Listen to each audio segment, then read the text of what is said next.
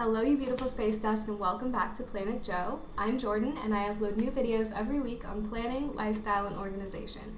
So this week I am doing a type of compare and contrast video of the two types of paper planning that I've used in the past. So specifically the bullet journal method, the creative bullet journal method, as well as the pre-made Erin Condren life planner. I will be going into the ECLP planner specifically, but I do give some tips generally as to what to look for if you are just looking at paper planners generally. And I will also link in the description if you're fully new, don't know what bullet journaling is, it's a bit different than what I portray. So I will link in the description just some basics on bullet journaling. So if you don't know what it is, you can just look at that to get yourself started. And I've been using bullet journaling and the Erin Condren Life Planner kind of back and forth for the past, I'd say like 5 years. So I will be showing you 3 bullet journals and 2 Erin Condren Life Planners that I've been using, like I said, back and forth, and kind of showing you how I've grown, comparing weekly spreads, comparing monthly spreads, comparing creative spreads, just so you can kind of figure out maybe what the best option is for you if you know that you're a paper planner but maybe don't know what type of paper planning is best for you in this moment. In the future, I might also do some digital planning compare and contrast videos like this, or compare and contrast video on paper planning versus digital planning. So let me know in the comments if that's something that you're interested in, and let's get into it.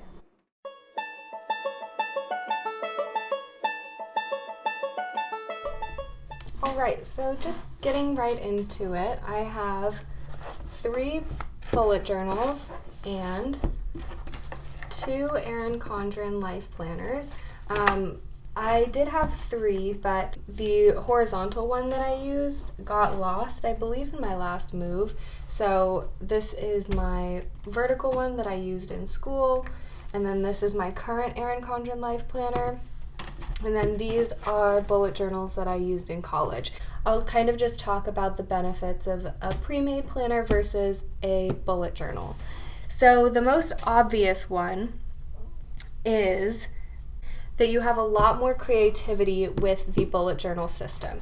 So I'll just flip through, let's flip through this one because this is my most recent bullet journal, and it's also the one that I kept for the longest. So I have a flip through video which I'll link below. I'm just going to do a really quick one here. As you can see, I definitely made it my own. I was able to include a variety of different spreads, and really every page was whatever I wanted it to be. Whereas here, every page is kind of laid out for you already. So that's the most obvious difference. So first let's talk about why I was using bullet journals during different periods of my life. So all of these I was using in college. This was my first bullet journal ever, and I used it during my freshman year of college. So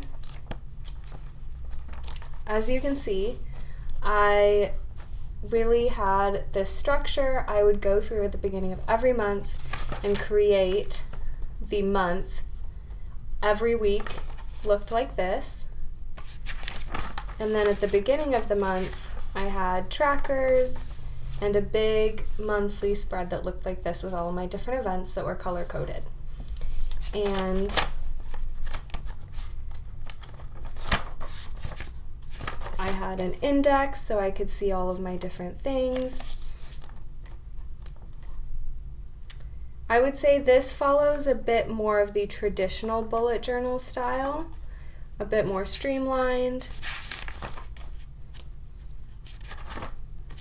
And then as I kind of went through the year, figured out what I liked, I moved on to my sophomore year bullet journal, which looked like this. It was more structured. So now I'm going to get into comparing my weekly spreads in my bullet journal versus in the Erin Condren Life Planner, in the pre-made planner. So first I will show you in this planner, my sophomore year planner, I'd really figured out what I wanted each week to look like. I had all of my different events, appointments, all of those things, to-dos up here. I had my key in the very front, so all of my tasks followed this key, which is very traditional for the bullet journal system. My tasks: complete, moved, canceled, events, appointments, and then this system was how all of this was written in here. And then down here I had my goals. Up here I had all of my school assignments, I had my sleep tracker, chores, and then a glimpse at the upcoming week. And then here I was tracking my water intake, and then if I was taking my meds or not. So, very traditional bullet journal style. I would switch up the colors every week. Here's a glimpse at my month, my habits, goals, all of that. Very much a traditional bullet journal style.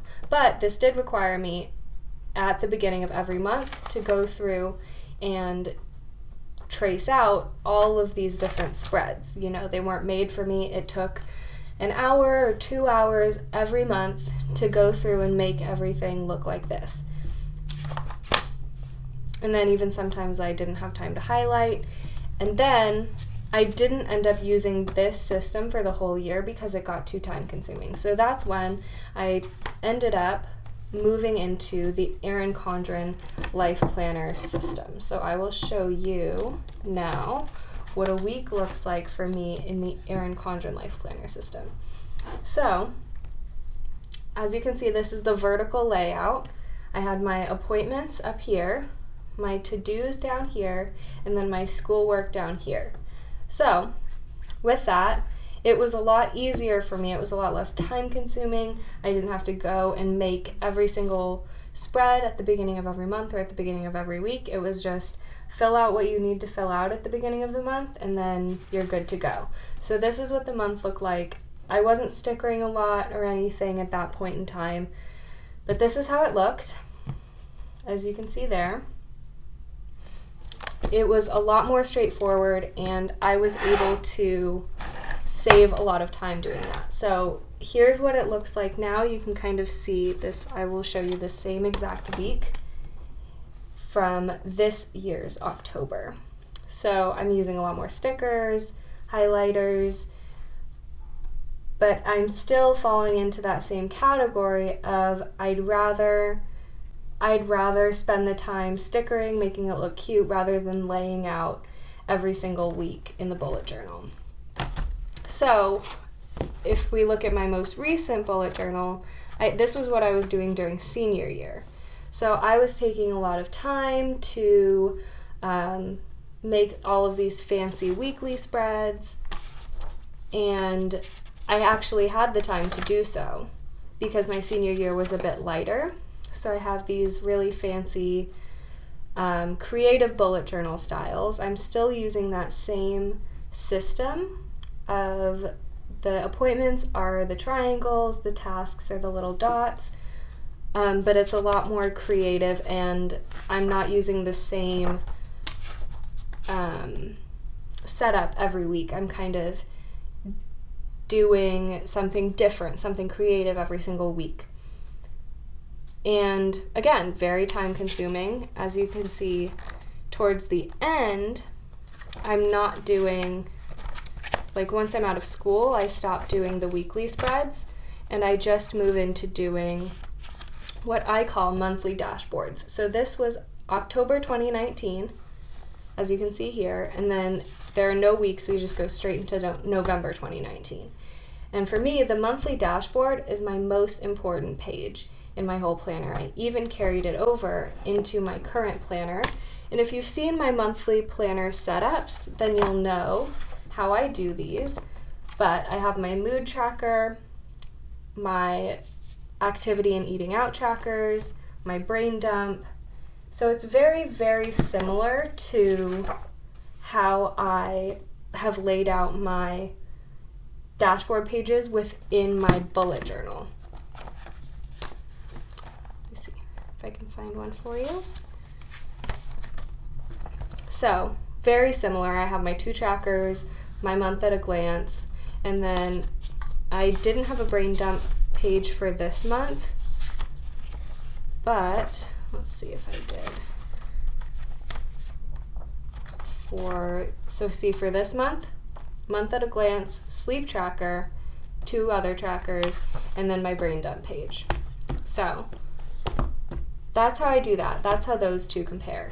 So I would recommend, if having a monthly dashboard is something that's important to you, but you might want a paper planner, look for something like the Erin Condren planner, which has this as an option. You have this freedom with these pages that you can create whatever you want.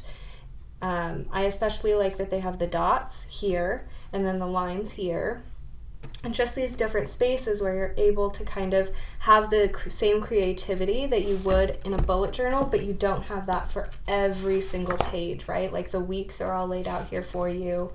The month is laid out for you. If you've watched my past videos, you know I don't really use this page as much because I really utilize the dashboard instead of that. But back when I was using my bullet journals, those pages were very, very important. So I really did look at this page a lot.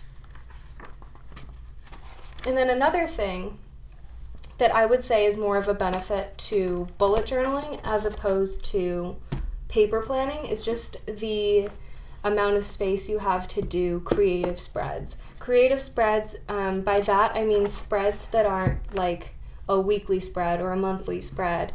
A creative spread would be something like this road trip page that I set up for a road trip I was going on. So kind of a little basic, but I started in St. Louis, ended in Los Angeles, and then I was able to kind of track each of our destinations with our Airbnb information and just kind of have that all right there. And then another thing I did in this that I wouldn't necessarily be able to do in a paper pre-made planner is I made a sample spread of what I wanted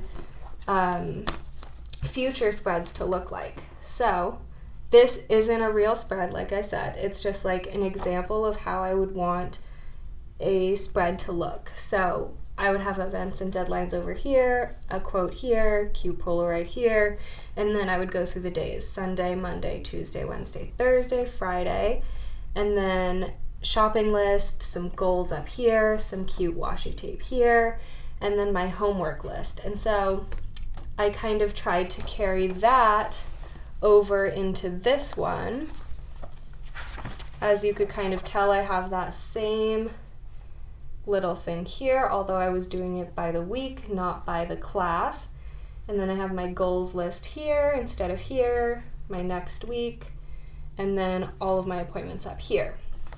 So those are just some things that I think it might be difficult to do in a pre-made planner. There are pages in the back, and most planners do have some pages in the back where you can have that creativity potentially, but like at least with the most recent Erin Condren pages, all of these pages are lined. They don't have the dot pages anymore. So I just find it a bit harder to make those creative spreads on pages that are only lined. So before they had, I believe, maybe in this one, I'm not sure. I know that they had, yes, in this one they did have dot pages, and I did use that. It looks like I used it for a puzzle at some point, but I also used it to do my monthly tasks. And I feel like having these dot pages would allow for a little bit of creativity when it comes to spreads, but really just not as much, which I think is unfortunate. But if you're not looking for that level of creativity, then that is probably not something you need. So now that we've had a look into the 3 different types of spreads, weekly, monthly, and creative, and I've kind of given you a glimpse at both of those things, hopefully you're able to make a decision as to whether bullet journal planning or paper planning is better for you. Like I said, I go back and forth between the two. It really just depends on what my life looks like at that moment, and do I feel like I need a bigger creative outlet, because when I was using a bullet journal, that's really what bullet journaling was to me. It was a creative outlet in addition to a functional thing, which it still is for me right now. With this planner, I am still able to be creative, but I have other ways now of doing big creative things, whereas when I was using the bullet journal, specifically the most recent one, it was all I had time for was this, and it was my main way of being creative. So with that in mind, I hope that this video was able to help you figure those things out. If you have any questions, leave them in the comment below. Next week is Thanksgiving, but I will still be uploading a December Plan With Me video because it is the last Thursday in July. So be sure to check that one out, and I will see you next time. Bye!